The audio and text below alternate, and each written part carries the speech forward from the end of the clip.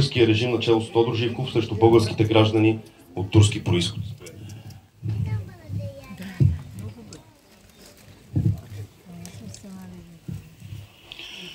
Уважаеми гости, организатори и съконцлагеристи, добре дошли на поклонението в памет на жертвите на тоталитарния комунистически режим в България, което се провежда всяка година на втори обект на остров Персин, на мястото на бившия концентрационен лагер Белене. Искам да ви благодаря от името на гражданска организация Справедливост, права и културно сътрудничество на Българите. Нашата организация е основана през 2004 година от хора, които бяха репресирани чрез незаконно задържане в затвора и концлагера на остров Персин, по-късно принудително заточени в различните краища на страната, далеч от семействата им и накрая бяха депортирани от страната през периода на така наречения възродителен процес през 1984 и 1989 година. През този период тоталитарният комунистически режим, нарушавайки основните човешки права, насилствено смени имената на мюсюлманското и турското население в България. Ние сме дълбоко разочаровани от факта, че концлагера Белене все още не можа да се превърне в историческо място от национално значение. Чинията на връх Бузлуджа, която беше обявена без никакви проблеми за национален паметник на културата и държавата вложи средства за реставрацията й, е символ на тоталитарния комунистически режим в България. Този режим беше осъден със закон от парламента като престъпен. Символът на престъпността, нарушаването на основните човешки права и моралната разруха на едно общество не може да се приеме като национален паметник.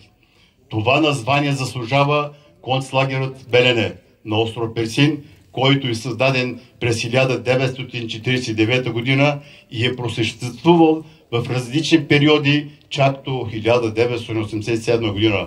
Той е най-големият лагер, създаден за въдворяване без съд и присъда на политическите противници на БКП.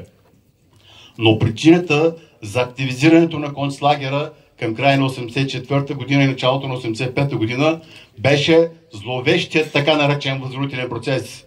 Ние, тези, които се противопоставихме на този античовешки процес на комунистически режим, без съд и присъда бяхме изолирани на остров Персин, където се намираше последният концлагер на Европа.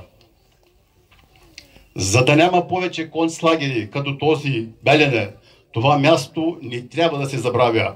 Напротив, трябва да се превърне в историческо място от национално значение. Младото поколение трябва да бъде запознато с действителното лице на тоталитарния режим. Това беше режим, който в продължение на 45 години се опита да унищожи човешкото в човека, унищожи свободната мисъл, духовния свят, етническият мир, културните и естетическите ценности. Опита се да създаде социалистическо общество от еднотипни хора. За наша радост, краят на 80-те години беше и краят на този режим. Но ние не можахме да се зарадваме дълго време на демокрацията.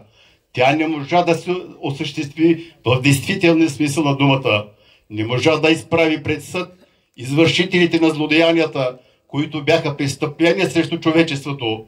Ние, членовете на гражданска организация Справедливост, права и културно сътрудничество в Балканите, основана от бивши концлагеристи и техните семейства, продължаваме да водим юридическа борба за справедливост и правосъдие от 1991 година сам.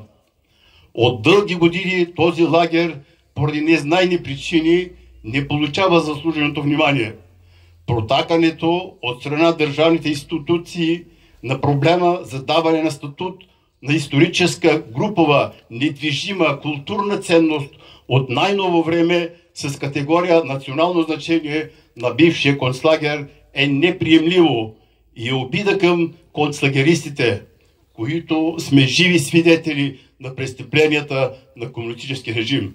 Това е обида и към хората, които са трезвомислещи, имат съвест и човешко достоинство. Така също е обида и към историята. Призовавам правителството да предприеме необходимите мерки заедно с релевантните институции и да реши този проблем. Това може би ще бъде едно частично успокояване на душите на жертвите.